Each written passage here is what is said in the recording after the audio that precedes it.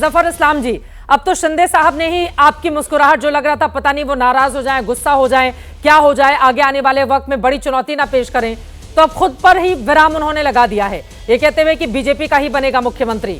खुश तो बहुत होंगे आप लोग, आप भी मुंबई में थे, लगातार खूब मेहनत की गई थी आप लोगों की ओर से। देखिए चित्रा जी, ये सब स्पेकुलेशन सिर्फ मीडिया में था या उन लोगों के बीच था जिनको कुछ जानकारी नहीं थी। जिनको भी जानकारी थी वो जानते हैं कि जो भी फैसला आएगा वो फैसला सही फैसला होगा, जनता के हित में होगा, सभी दलों के हित में होगा, महायुति के हित में होगा और मोस्ट इम्पोर्टेंटली प्रदेश के हित में होगा।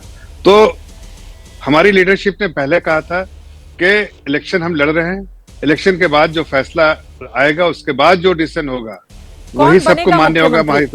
देवेंद्र फडणवीस के सिर पर सहरा सजेगा जफर साहब? देखिए चित्रा जी, आप बहुत दिन से भारतीय जनता पार्टी को बहुत नजदीक से देख रही है। एक सरप्राइज एलिमेंट तो होता ही है भारतीय जनता पार्टी के डिसीजन में। उस सरप्राइज का इंतजार तो करना ही पड़ेगा। अगर सरप्राइज वाकई आप एक्सपीरियंस करना चाहती हैं तो अरे आप इस तरह की बात देकर देवेंद्र फडणवीस की टीम को आप बिल्कुल उनके दिलों की धड़कनें बढ़ जाएंगी अगर आप कहेंगे कि सरप्राइज एलिमेंट होगा। देवेंद्र फडणवीस रहेंगे या कोई और होगा जफर साहब? देखिए मैंने कहा महायुति के का एक होगा, उसको जरा इंतजार तो करना पड़ेगा। अब कुछ बातें शिंदे साहब ने कह दी, कुछ बातें बीजेपी के भी नेता बता दें। बीजेपी के नेता सिर्फ इतना ही कह सकते कि हमारी सीनियर लीडरशिप, हमारे जो प्रमुख लीडरशिप है वो जो फैसला लेगी वो आप लोगों के समक्ष बहुत जल्दी आने वाला है। लेकिन इतनी देरी क्यों हो रही है?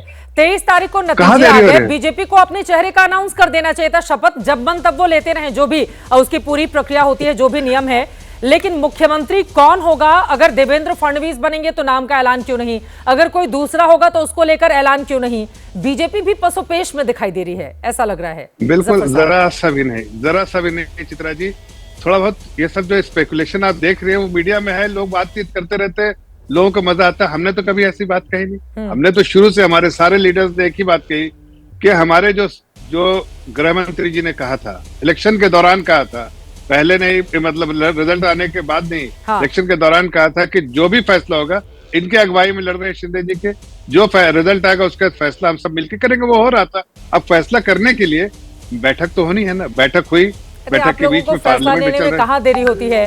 पिछली बार 2019 के रिजल्ट आने के बाद सुबह सुबह भोर में हम लोगों को दौड़कर ऑफिस पहुंचना पड़ा था कि देवेंद्र फडणवीस सीएम पद की शपथ ले रहे हैं, अजित पवार उनके साथ हैं। आप लोगों को फैसला लेने में कहाँ देरी लगती है जफर साहब? ऐसा है चित्रा जी, तो नहीं गया है जफर साहब?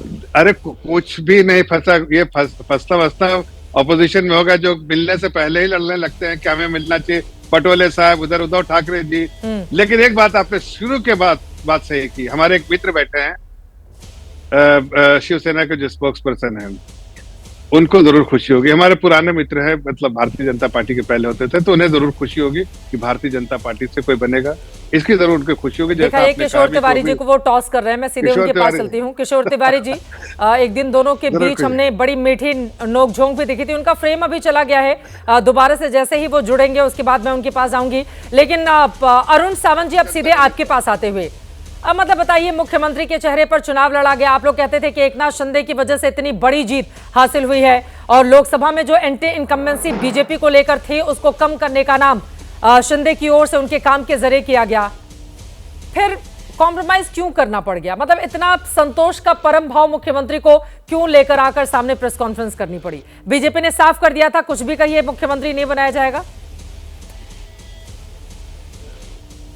चित्रा जी, ऐसा बिल्कुल नहीं है। जब हमने चुनाव लड़ा था तब आपको मालूम होगा कि खुद भारतीय जनता पार्टी के मुख्य नेता देवेंद्र फडणवीस जी ने ही कहा था कि ये जो इलेक्शन है महाराष्ट्र का, वो हम आदरणीय मुख्यमंत्री एकनाथ शिंदे जी के नेतृत्व में लड़ने जा रहे हैं। उसके बाद आपको मालूम है कि पिछले 2.5 साल में जिस प्रकार से मुख्यमंत्री एकनाथ शिंदे जी ने इस महाराष्ट्र के विकास के लिए और प्रगति के लिए, आम जनता के लिए हर जगह घूमकर जो जो अच्छे निर्णय लिए, काम किए, जो अच्छे बड़े बड़े छोटे छोटे प्रोजेक्ट थे उसको पूरा किया हमने, नए प्रोजेक्ट हमने शुरू किए। उसको देखकर ये नेतृत्व जनता के मन में उतर गया और महाराष्ट्र की 13 करोड़ जनता ने भर भर के मतदान सर कोई तकनीकी दिक्कत आ रही है, आपका ऑडियो ठीक नहीं आ रहा है, तुरंत मैं उसको दुरुस्त कराती हूँ। किशोर तिवारी जी हमारे साथ जुड़ चुके हैं। किशोर जी, अब सीधे आपके पास आते हुए, खुश तो आप लोग भी बहुत होंगे, चाहते थे बीजेपी का मुख्यमंत्री बन जाए, उद्धव ठाकरे की ओर से आकर ऐलान किया गया था।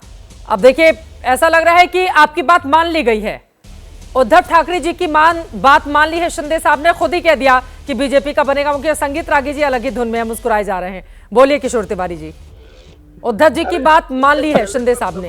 ये देखो, मैं बोलिए बोलिए, जरा मेरा आवाज आ रहा है? बिल्कुल आ रही है, बोलिए सर। आवाज आ रहा है क्या? बहुत प्यारी आवाज आ रही है, बताइए।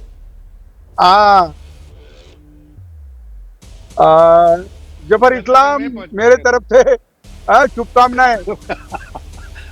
अरे जफर इस्लाम, अब हमारा जम जाएगा ऐसा लगता है मुझे। अच्छा देखिए, ऐसा है, मैं बोल रहा हूँ जफर। सुनिए तिवारी जी, आज अरे आप भाई, खुश होइए। मुझे बोलने आप भाई बड़े, आप मेरे बड़े भाई आज जफर साहब उनको बोल लेने दीजिए, दोनों लोग साथ में बोलेंगे, आवाज सुनाई नहीं देगी, एक एक करके अपनी बात रखेंगे। बोलिए, आप बड़े विंडो में दिखा दीजिए, मुझे लग रहा है बहुत क्लोज फ्रेम है किशोर तिवारी जी का, तो उतना साफ चेहरा नहीं आ रहा है। बताइए किशोर तिवारी जी, अंधेरा भी लग रहा है आपके आसपास, मतलब शिंदे साहब ने ऐलान क्या किया, आप बिल्कुल अंधेरे में आ गए।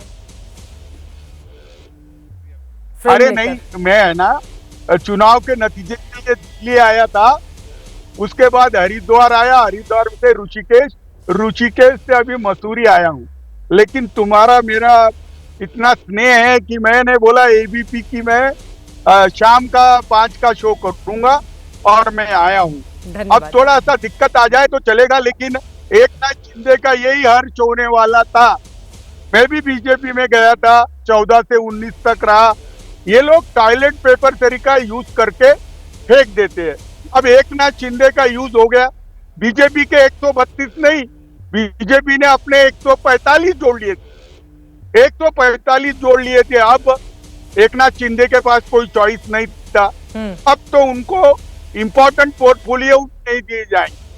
लेकिन एक बात हुई है चित्रा जी, एक बात उनकी तय हो गई है जी कि 33% और 33% ये लूट करेंगे और 1% रामदास आठवले को देंगे, तो महाराष्ट्र की लूट चलती रही। लेकिन मैं विपक्ष बोल के बोल रहा हूं, हम फिनिक्स की औलाद है, हम राख से भी फिर बन जाते हैं, और हम शोला नहीं हूं मैं, बुझ चुका हूं मैं बता रहा हूं, हम लड़ेंगे। और कैसे लड़ेंगे किशोर तिवारी जी? लड़ेंगे किशोर तिवारी जी, आपने खुद ही ये बातें टीवी पे कौन बताता है कि महाविकास अघाड़ी की हार के बाद उसके बाद आप घूमने चले गए, अभी आप मसूरी में हैं। सर कौन बताता है टीवी पे ये बातें? उधर पार्टी हारी, इधर आप मसूरी घूमने चले गए। सर ये बताते हैं कि हम मंथन कर रहे हैं, परेशान है पार्टी, हम लोग देख रहे हैं, कि आपने टीवी पे ही बता दिया। अरे देखो चित्रा जी, अब मंथन करना होता तो दूसरे दिन ईवीएम पे ठिकरा फोड़ने नहीं आ जाते, चंद्रचूड़ पे ठिकरा नहीं फोड़ते। तुम समझ लो ना बात को। मंथन तो हम बहुत बात करेंगे, क्योंकि मंथन की बाहर की बात हो गई ना। अरे 235 आज तक किसके नहीं है उनके। और मैं बता रहा हूँ, हमारी पार्टी बनी जब से हमारे 15 कभी नहीं आए, अपना 20 कभी नहीं आए, लेकिन कांग्रेस 15 पे सिमट गई और हमारे विश्वमिता पे 10 पे सिमट गए। ये चिंतन की बात तो है। महेश चौहान भी चिंतन करेंगे, सभी चिंतन करेंगे। लेकिन मैं एक बता रहा हूँ, जफर इस्लाम इतना खुश मत हो, इतना खुश मत हो। एक मिनट हमने हमको गिराया है, सुनिए, बता रहा हूँ, सुनिए ना एक मिनट।